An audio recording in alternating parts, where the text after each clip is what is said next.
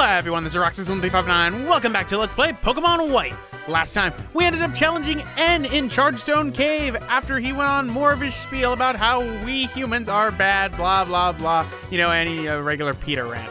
In this episode, we're inside Mistralton City and we're gonna head off towards the Celestial Tower. But first, let's go and explore around the city, see if we can get our things around here. So, this house right here, this is where the Move Tutor and Move Deleter are located inside of Gen 5, specifically Black and White.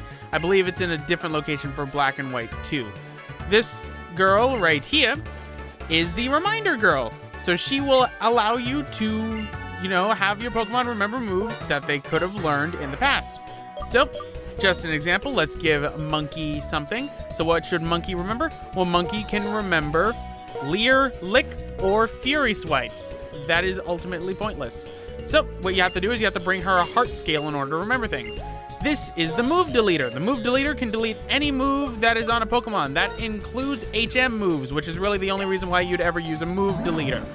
So let's get rid of Strength off of Bunny because, you know, as much as I like Strength, it's not a fighting type move. And Bernie doesn't get that stab bonus. So let's have Bernie forget Strength, even though later in the project I'm gonna give it to him again.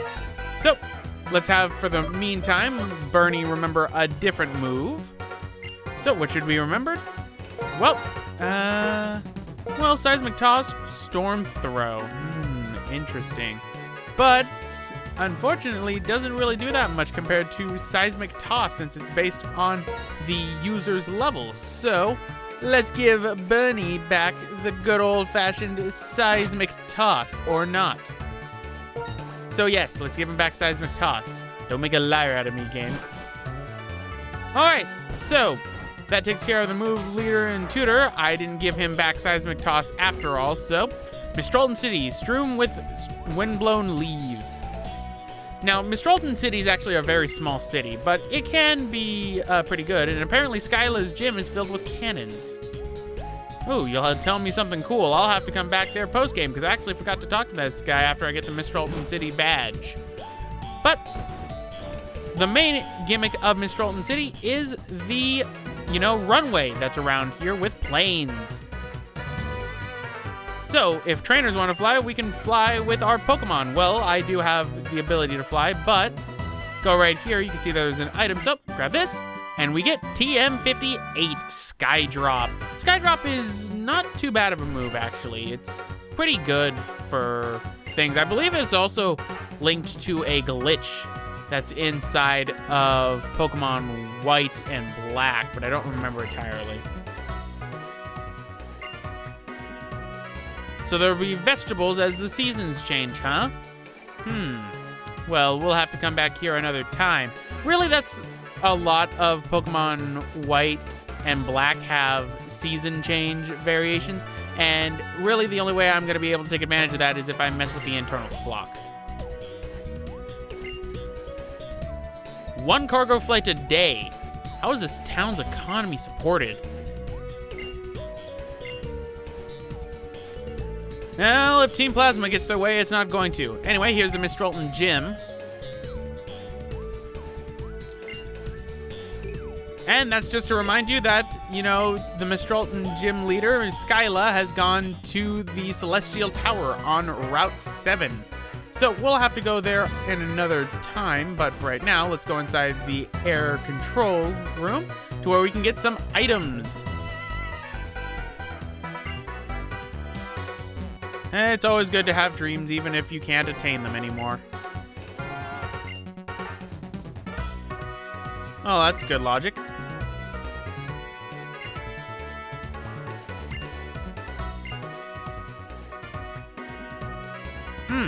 Interesting. But we get this as a keepsake. For talking to her, we get the Sharp Beak. The sharp beak raises the power of flying type moves. It's basically the equivalent of soft sand and mystic water, only for flying Pokemon. So we can finally give this to Hashtag, even though Hashtag isn't really going to be used too much longer. And you might notice my Pokemon are a little bit stronger. I have Itsy Bitsy on the main team now, and that is because Itsy Bitsy is 1 level away from evolving already.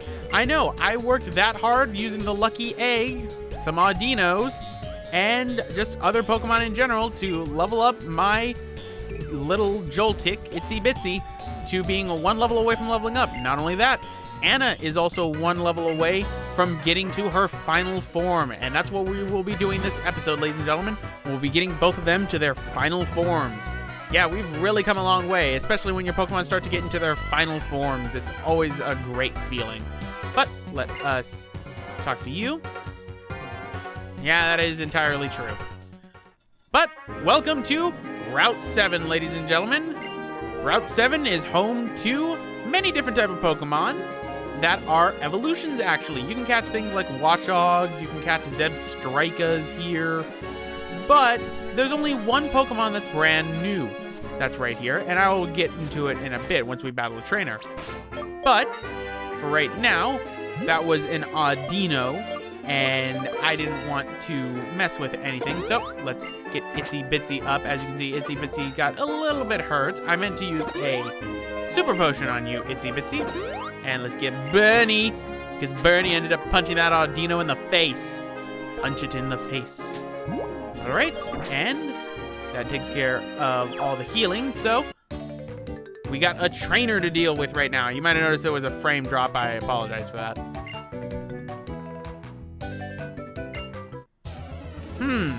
So we have youngster Parker with his Paliptoad. Oh great, Itsy Bitsy can't really deal with this because Itsy Bitsy, you know, can't use electricity on a ground type Pokemon, but luckily Signal Beam works just fine.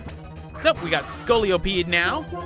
So let us, use Signal Beam, that doesn't do much. So let us bring out Monty so then we can end up doing some super effective damage, or just use Rock Slide because, you know, I guess I'm just so confident that I could kill it, and I did, even though I could have used Earthquake. But Itsy Bitsy is now level 36, which means Itsy Bitsy is going to evolve into a Galvantula. And we have a Shelmet.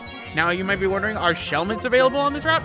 Nope, Shelmets are not available on this route. There's only one Pokemon that is, and I will talk about it after we see an evolution.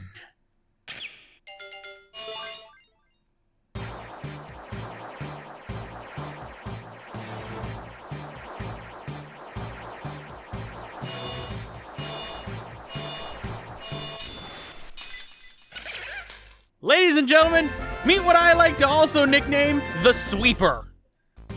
My god, Galvantulas can sweep because of their speed. It's ridiculous. Anyway, go right here and you can get yourself an Ultra Ball.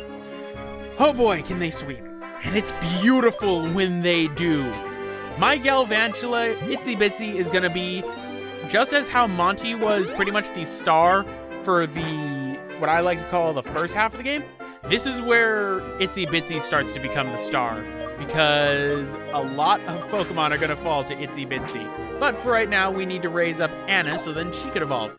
But first things first, we need to get into the one Pokemon that is new that is available to us on Route 7, and it's only during the winter, and that is Cubchoo. Cubchoo are Ice-type Pokemon, one of the few Ice types in the game that I mentioned beforehand. Really adorable, even with a little snot bubble hanging out of them. Their main defense would be their attack stat. They evolve at level 37 into Beartic, and their attack stat gets pretty high up there, about 110 if I'm not mistaken, and it's really beneficial to get one if you want to deal with Dragon-type Pokemon. That is the one Achilles heel my team has. I can't deal with dragons too well. But there's a way I'll be able to fix that later on. But for right now, let us use Flameverse and beat youngster Mikey. So, we got another Pokemon battle to deal with, but Roxas, you left this one in. Why did you leave this one in? Well, this is the one that's gonna get Anna to evolve into a Samurott.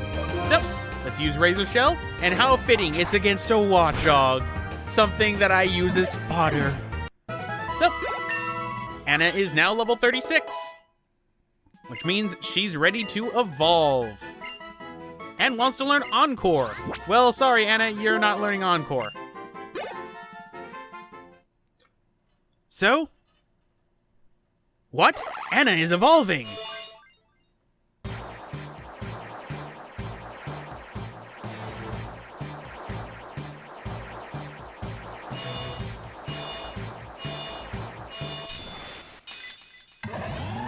It's glorious.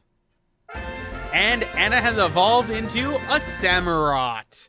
Samurotts are pretty bulky when it comes to water-type Pokemon, like how a lot of water-type Pokemon are. So we need to get rid of a move. No, I don't want to get rid of Water Pulse. We'll get rid of Aqua Jet because Aqua Jet isn't too good. And plus also, she'll learn another move later on. But there we go, ladies and gentlemen. As of this point right now, all of our team is leveled up and evolved to their max. However, we are still missing one more permanent mainstay from our team who will be caught in the Celestial Tower. So pretty much we've got one of our mainstay teams all the way up there, and there will be slight variations. Anyway, talk to this fighter girl right here and she will give you Charge Beam, which can allow sometimes for your special attack to go up. So that'd be a good move to give to Itsy Bitsy if it was a little bit more powerful. I admit I would give it to Itsy Bitsy. However, for Itsy Bitsy right now, Electro Web and Electro Ball are really good for what it does, especially because Electro Web can lower speed, which powers up my Electro Ball, because my Electro Ball is based on how much faster my Pokemon is compared to other Pokemon. So it's a good little combination to have going. But we have some backpackers right here to deal with. You got lost to the Celestial Tower, you literally just go straight and it's right there. But we have a Semi-Seer to deal with. Is that what my monkey looks like? How embarrassing. Guess what? Electro Ball. I can outspeed a Semi-Seer. That means my little Itsy Bitsy is quite the speedy little one. So, Electro Ball again. And that takes care of Semi-Seer.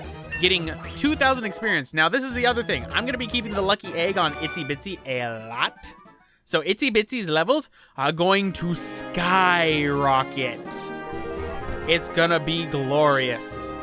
But let us go inside here. So that's nice and all. And you can trade for a Boldor for an Emolga. Well, that person will be getting a Gigalith, and they would be lucky, but I don't want to trade that, because I already have an Emolga, and I don't have a Boldor, technically. But here we have another trainer here, and this is actually one of the rare variety of trainers. Why is that?